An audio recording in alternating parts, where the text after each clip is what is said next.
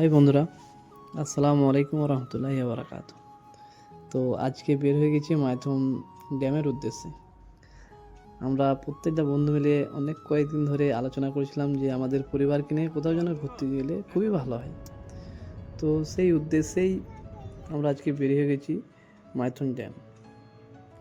তো সর্বপ্রথম আমরা বের হয়ে গিয়ে আমরা পার হচ্ছে এটা দার্জিলিং মোড়ের বাইপাস। তো এই বাইপাস পার হয়ে গিয়ে আমরা দুর্গাপুর আসানসোল পার হয়ে গিয়ে পৌঁছে যাব মাইথন ড্যাম্পে। তো এর মধ্যেই মিডিলে একটু বিশ্রাম নিয়ে তারপরে আবার সেই ড্যাম্পের উদ্দেশ্যে রওনা দিয়েছি। তো আমরা ওখানে গিয়ে সর্বপ্রথম টিফিনটা সেরে ফেলবো। তো কোনো একটা ভাইয়ের তিরপল ছিল, ওখানে বসেই টিফিনটা সেরে ফেলি। তো টিফিনটা সেরে ফেলার পরে আমরা আশেপাশের জায়গা একটু ঘুরে দেখতে থাকি।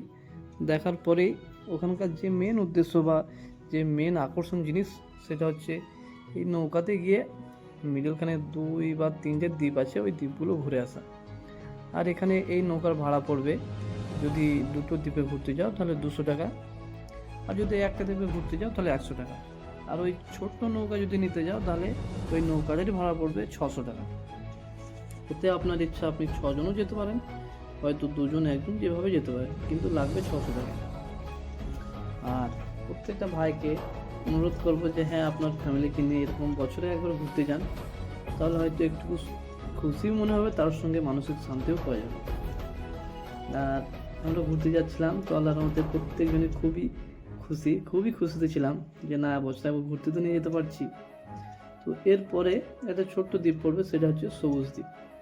দ্বীপের মধ্যে সেরকম আকর্ষণ কোনো জিনিস নেই, শুধু পাহাড়, শুধু পাথর আর কিছু গাছ আছে। তো ওই দ্বীপ দুটো ঘুরেই আমাদের কাজ শেষ।